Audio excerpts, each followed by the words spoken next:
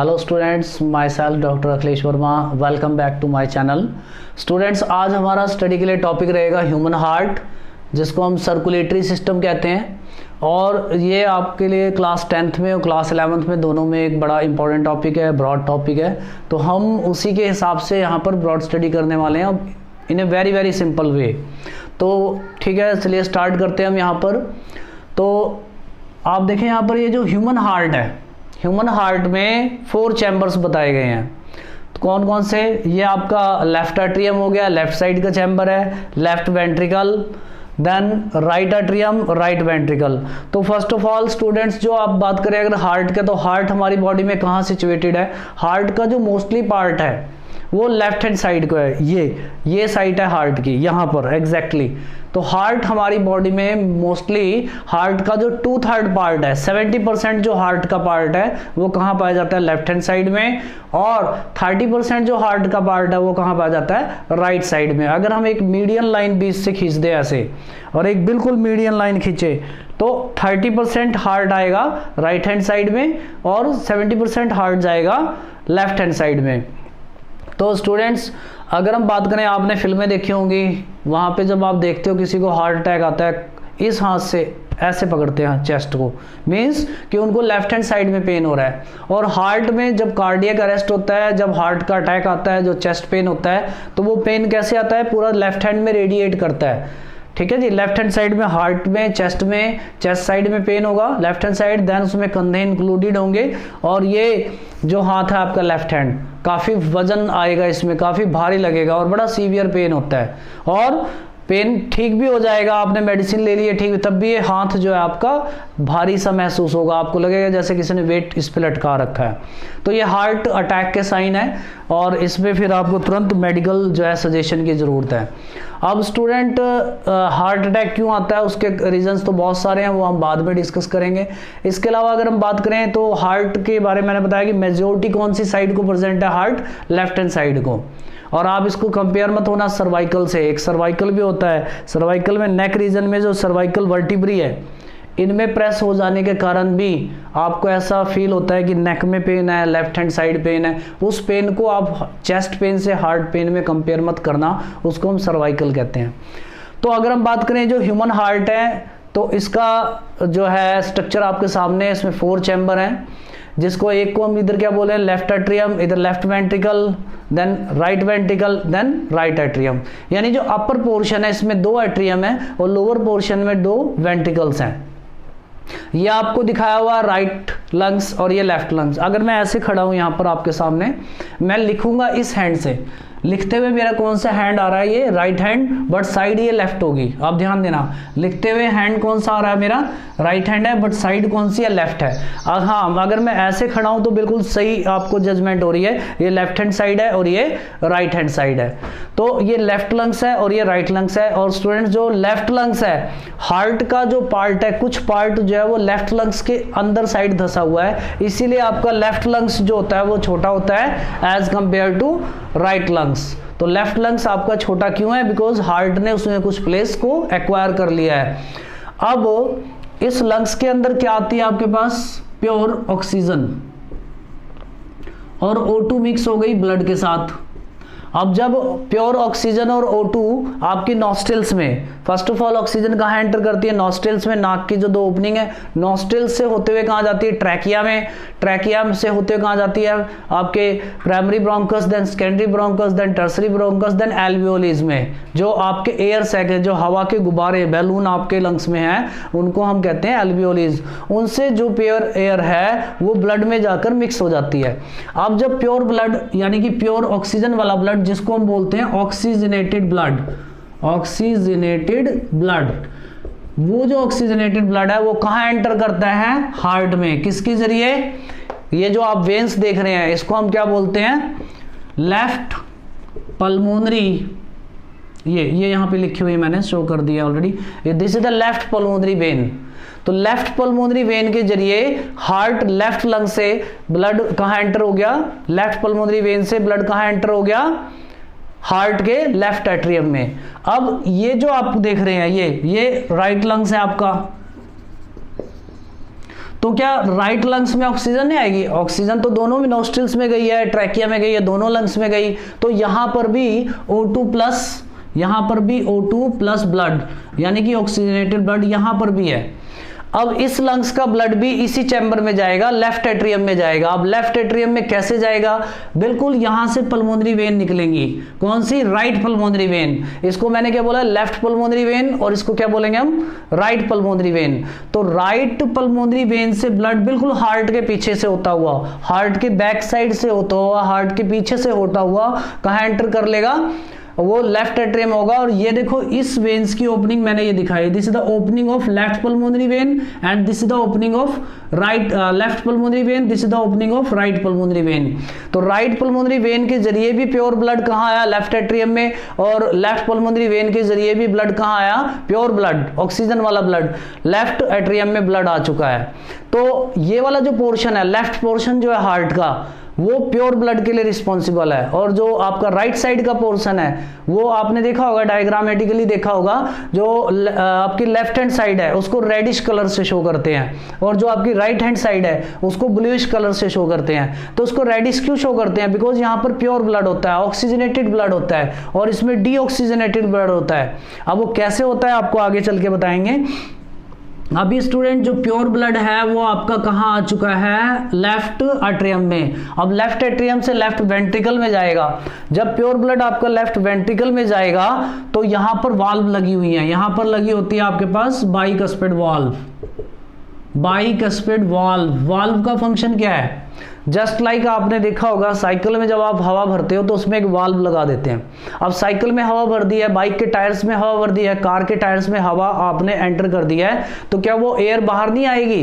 वो air leakage ना हो उसके लिए उस पर क्या लगाते हैं? वॉल। सिलेंडर पे भी क्या लगाता है? वॉल। वो वॉल क्या करती है? उसके लीकेज को जो है प्रोटेक्ट करके रखती है ताकि लीकेज ना हो। वही फंक्शन यहां भी है वाल्व का, एग्जैक्टली ये उसी तरह का वाल्व है। जैसे ही ब्लड आपका लेफ्ट वेंट्रिकल में आया, ये वाल्व आपके ऐसे खुल जाएंगे, ये खुल गए। अब ब्लड कहां गिर गया? वेंट्रिकल्स में। Now the valve becomes close. अब ये वाल्व यहां पर क्लोज हो जाएंगे। एक स्टूडेंट आपने कंडीशन सुनी है कि बच्चे के दिल में छेद है। बहुत से ऐसे बच्चे होते हैं जिनको डॉक्टर बोल देता है कि दिल में छेद है। तो दिल में छेद क्या है? वो यही कंडीशन है कि इस वाल्व में होल पाया जाता है, यहाँ पर होल पाया गया। अब आपका ब्लड कहाँ आ चुका है? लेफ्ट वेंट्रिकल में। तो क्या बैक फ्लो होने के चांसेस हैं? बिल्कुल है। आपकी वाल्व तो ऐसे क्लोज होनी चाहिए ना ताकि बैक फ्लो ना हो ब्लड का, बट अगर उसमें होल है, कहीं से अगर उसमें होल है तो वो ब्लड का बैक फ्लो हो सकता है, तो उसे हम बोलते हैं दिल में छेद है। अभी हम इसकी बाद में और डिटेल में बात करेंगे। अब हमारा प्योर ब्लड कहाँ आ चुका है? अब प्योर ब्लड आ चुका है लेफ्ट वेंट्रिकल में। अब स्टूडेंट्स लेफ्ट वेंट्रिकल से ब्लड कहाँ गया? एओर्टा में। Aorta is the big artery. Veins carries the blood towards the heart. Veins carries the blood towards the heart. Veins blood को कहाँ ले गई? हार्ट में ले गई। और आर्टरीज कहां ले जाएंगी? Away from the heart. ये लाइन याद रखना, veins carries the blood towards the heart and arteries carries the blood away from the heart. अब आपका ब्लड कहां चला गया? एरोटा में। Aorta is the big artery, major artery which supplies the blood to the different body parts. अब हम यहाँ पे क्या देख रहे हैं कि जो ये एरोटा है, जो मेजर आर्टरी कैसे ब्लड सप्लाई करेगी। तो स्टूडेंट्स को ढंग से समझ लें आप। यहाँ पर इस तरह से आपके पास ये एरोटा टर्न हो रहा है और यहां से निकलती है सबक्लेवियन आर्टरी और कॉमन कैरोटिड आर्टरी, बिल्कुल इस रीजन से। अब ये जो सबक्लेवियन आर्टरी है that will supplies to your shoulders and hand. This is the left subclavian artery, और इस साइड से निकल के राइट हैंड साइड जाएगी तो ये राइट सबक्लेवियन आर्टरी, एंड फिर यहां से निकल करके कॉमन कैरोटिड आर्टरी ऊपर जाएगी। एक आपकी left common carotid artery which supplies the left hand side of the face part और ब्रेन पार्ट, और इधर से निकलेगी आपके पास कौन सी? राइट कॉमन कैरोटिड आर्टरी, जो कि right side of the face and brain सारी जगह सप्लाई करेगी। तो यहां से मेन आर्टरी कौन सी निकली? Subclavian artery, then common carotid artery that supplies to the hands, shoulders and face. Then आपका ये जो अरोटा है ये टर्न हो जाएगा नीचे की ओर, बिल्कुल हार्ट के पीछे पीछे से होता हुआ नीचे की ओर आएगा। और अभी ये जो थोरेसिक रीजन है इसको हम बोलते हैं थोरैक्स। साइंस में thorax, then this is abdomen. अब नाउ दिस इज कॉल्ड है थोरेसिक आर्टरी। थोरैक्स रीजन में पूरे चेस्ट में सप्लाई करेगी, आपके जो है बैक एक पे सप्लाई करेगी। तो उसके बाद क्या है, ये नीचे की ओर और जाएगी, और कहाँ जाएगी, एब्डोमिनल रीजन पे। अब ये एब्डोमिनल रीजन पे आई, now this is called as abdominal artery. तो यही एरोटा आपका बिल्कुल टर्न होने के बाद हार्ट के पीछे पीछे से होता हुआ ये आ रहा है, देखो नीचे। अब अगर ये थोरैक्स रीजन पे सप्लाई कर रहा है तो उसको थोरेसिक आर्टरी, नीचे एब्डोमेन पे आ गया, now this called abdominal artery. और बिल्कुल लोअर एब्डोमेन में आकर के, इस जगह पे लोअर एब्डोमेन में आके ये बाइफरकेट हो जाएगा। एक चला जाएगा लेफ्ट लेग्स में और एक जाएगा राइट लेग में। तो इस तरह से जब ये बाइफरकेट हो जाएगा यहाँ पर आकर के, इस तरह से दो हिस्सों में डिवाइड होने जा रहा है। अब आपका ये जो आर्टरी है, मेन आर्टरी जो है, ये दो हिस्सों में डिवाइड हो जाएगी। तो लेफ्ट लेग में जो सप्लाई करेगी उसको हम कहेंगे, जो आपके पास ये जो थाई बोन है, थाई बोन, ठीक है, इस मेन बोन है, इसको हम बोलते हैं फीमर। और फीमर के नीचे जो आपके पास जो ज्वाइंट है, ज्वाइंट से नीचे भी आपके पास जो हार्ड बोन है, इसको हम टिबिया और फिबुला कहते हैं। तो फीमर जो आपके पास थाई बोन है, जिसे हम फीमर बोलते हैं, फीमर के जगह पर इस आर्टरी को हम बोलते हैं फिमोरल आर्टरी। इसको हम नाम देंगे फिमोरल आर्टरी। देन नीचे और जाएगी, नीचे घुटनों से नीचे जाएगी, now this called tibial artery. और जब पैरों के पंजों में जाएगी, this is called as phalangeal artery. तो इस तरह से राइट और लेफ्ट लेग्स में पूरी तरह से ब्लड आपका पहुंच चुका है। कौन सा ब्लड पहुंच चुका है, प्योर ब्लड।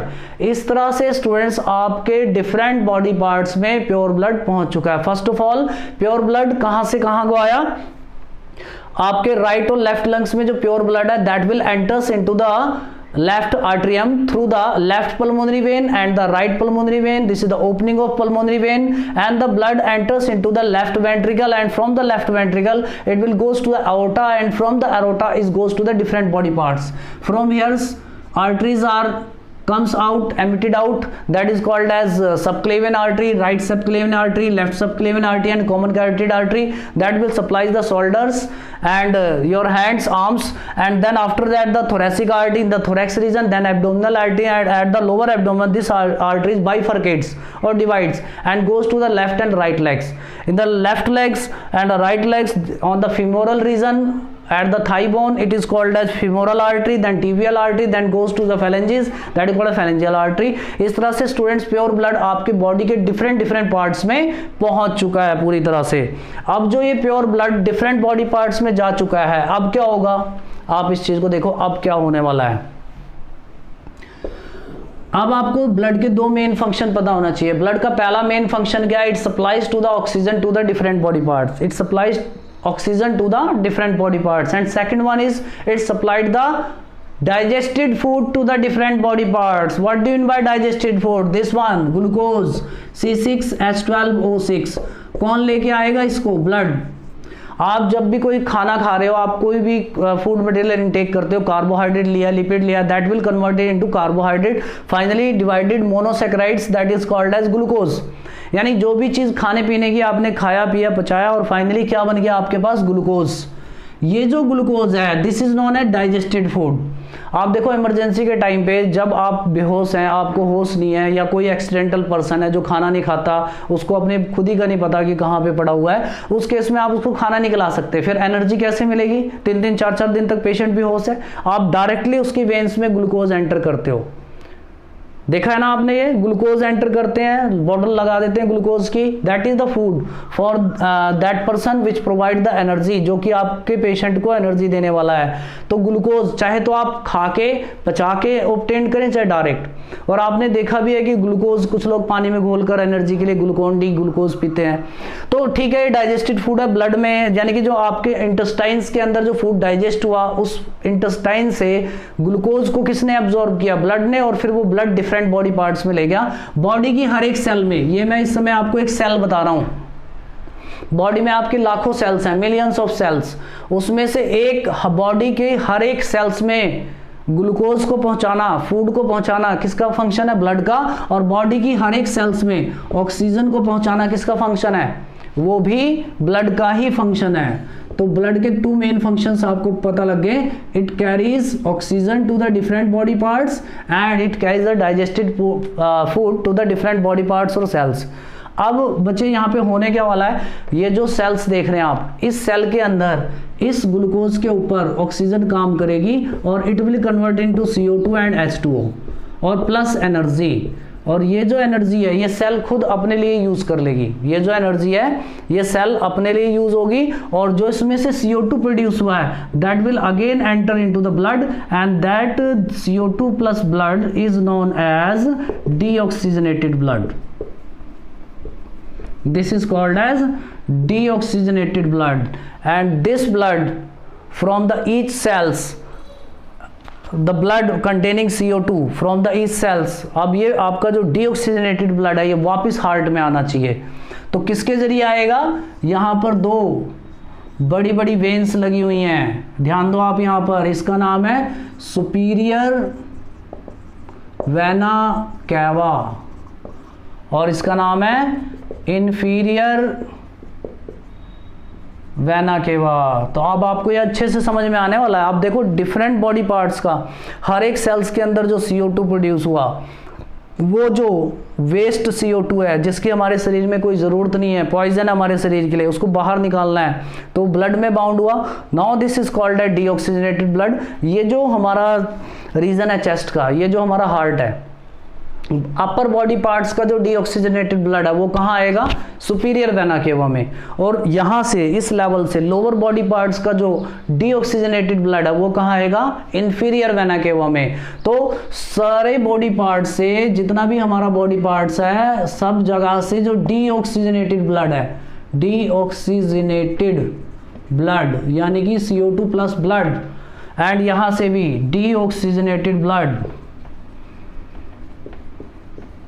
ये कहाँ एंटर कर गया, सुपीरियर वेना केवा में और इंफीरियर वेना केवा में, and that will open into the, कहाँ ओपन होगा, राइट एट्रियम में। मींस राइट एट्रियम में डिफरेंट बॉडी पार्ट से डीऑक्सीजनेटेड ब्लड आ गया। अब स्टूडेंट हमारे बॉडी के पार्ट्स का, डिफरेंट बॉडी पार्ट्स से जो डीऑक्सीजनेटेड ब्लड है through the superior vena cava and through the inferior vena cava कहाँ आ चुका है, राइट एट्रियम में। राइट एट्रियम में इम्प्योर ब्लड है यानी कि डीऑक्सीजनेटेड ब्लड है, और फ्रॉम द डीऑक्सीजनेटेड ब्लड कहाँ जाएगा, राइट एट्रियम से राइट वेंट्रिकल्स में जाएगा। तो राइट वेंट्रिकल्स में डीऑक्सीजनेटेड ब्लड जब आएगा, यहाँ पे जो वाल्व लगी हुई है, इस वाल्व का क्या नाम है, इसको हम बोलते हैं ट्राइकस्पिड वाल्व, ट्राइकस्पिड वाल्व, जिसके जरिए आपका डीऑक्सीजनेटेड ब्लड कहाँ आ जाएगा, वेंट्रिकल्स में आ जाएगा, राइट वेंट्रिकल में।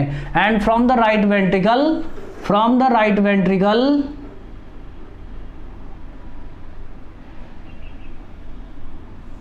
from the right ventricle it will goes to the pulmonary trunk, it will goes to the pulmonary trunk and this pulmonary trunk goes to the right and left lungs।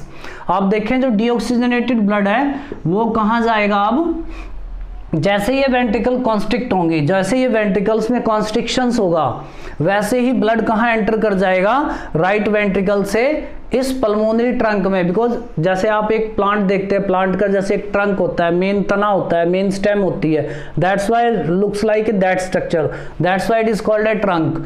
This is the pulmonary trunk and this is the left pulmonary artery and this is the right pulmonary artery. Why it is called a pulmonary artery? Pulmonary word is related to the lungs. Pulmonary artery is, pulmonary word जो है वो lungs से related है। यहाँ पर हमारे पास कौन सा lungs मैंने आपको बताया था, लेफ्ट लंग्स, और यहाँ कौन सा लंग्स है आपके पास, राइट लंग्स। अब इसको हम यहाँ से हटा देते हैं। अब देखें आप यहाँ पर, ये आपके पास लेफ्ट लंग्स आ गया। Now the deoxygenated blood CO2 plus blood ये कहाँ आ चुका है, लंग्स में आ चुका है, और लंग्स से होता हुआ कहाँ जाएगा, ये प्राइमरी सेकेंडरी टर्सरी ब्रोंकस से होता कहाँ जाएगा, ये ट्रैकिया में, और ट्रैकिया से होता हुआ कहाँ जाएगा, नॉस्ट्रेल्स में, और नॉस्ट्रेल्स से होता हुआ कहाँ जाएगा, एनवायरनमेंट में, ओपन एनवायरनमेंट में चला जाएगा। तो इस तरह से स्टूडेंट ओपन एनवायरनमेंट में चला जाएगा। इस तरह से CO2 आपकी बॉडी से बाहर निकल जाएगा। तो from the different body part deoxygenated blood comes into the right atrium and from the right atrium goes to the right ventricle. और जब फोर्सफुली कॉन्स्ट्रक्शन होगा वेंट्रिकल्स का तो ब्लड आपका पल्मोनरी ट्रंक में जाएगा, पल्मोनरी ट्रंक से फिर कहां जाएगा, ये राइट और लेफ्ट लंग्स में जाएगा। किसके जरिए जाएगा, left pulmonary artery and right pulmonary artery. अब स्टूडेंट्स यहां नोट करने की बात क्या है कि जब प्योर ब्लड आपका एरोटा में गया था, तो जो प्योर ब्लड जो एओर्टा में गया है, तो aorta is also artery and the impure blood कहाँ गया, पल्मोनरी ट्रंक में गया है, जिसे हम क्या कहते हैं, पल्मोनरी आर्टरी कहते हैं। This is the left pulmonary artery and this is the right. अभी भी आर्टरी यानी कि blood away from the heart, चाहे वो प्योर ब्लड एओर्टा में गया, चाहे वो इम्प्योर ब्लड पल्मोनरी आर्टरी में गया, जब भी blood away from the heart जाएगा वो हमेशा जो आर्टरीज में जाएगा। और टुवर्ड्स द हार्ट, हार्ट में ब्लड को लेकर कौन आ रहा है, veins. This is the left pulmonary vein and this is the right pulmonary vein. तो ये कौन सा ब्लड लेके आ रहे हैं, प्योर ब्लड को लेके आ रहे हैं। And this is the superior vena cava. जिस तरह से एओर्टा एक बड़ी आर्टरी है, बिग आर्टरी है, इसी तरह से वेना केवा भी एक बड़ी वेन्स होती है। तो ये vena cava means when that carries the blood towards the heart, ये ब्लड को हार्ट में लेकर आई। अब स्टूडेंट्स जो ये वेंट्रिकल्स हैं, ये वेंट्रिकल्स की वॉल काफी मोटी होती है, बिकॉज वेंट्रिकल्स ने जब कॉन्स्ट्रिक्शन शो करनी है, जब वेंट्रिकल्स जब कॉन्स्ट्रिक्ट होगा तो ये ब्लड को कहाँ पंप कर देगा, डिफरेंट बॉडी पार्ट्स में। देखो इतना तेजी के साथ पंपिंग होनी है कि ब्लड आपका डिफरेंट बॉडी पार्ट्स में चला जाए। तो क्या वेंट्रिकल्स की वॉल यहाँ पर मोटी होनी जरूरी है, क्या इसकी वॉल जो है वो हेल्दी होनी जरूरी है, बिल्कुल। और इधर से जब वॉल कॉन्स्ट्रिक्ट होगा तो ये ब्लड जाएगा लंग्स में। तो इस तरह से आप देखें कि ये जो वेंट्रिकल्स के कॉन्स्ट्रिक्शन से ब्लड कहाँ चला जाता है, एओर्टा में और पल्मोनरी आर्टरी में, और ऑरिकल्स के एट्रियम के कॉन्स्ट्रिक्शन से ब्लड कहाँ गिरता है, रिस्पेक्टिव वेंट्रिकल्स में।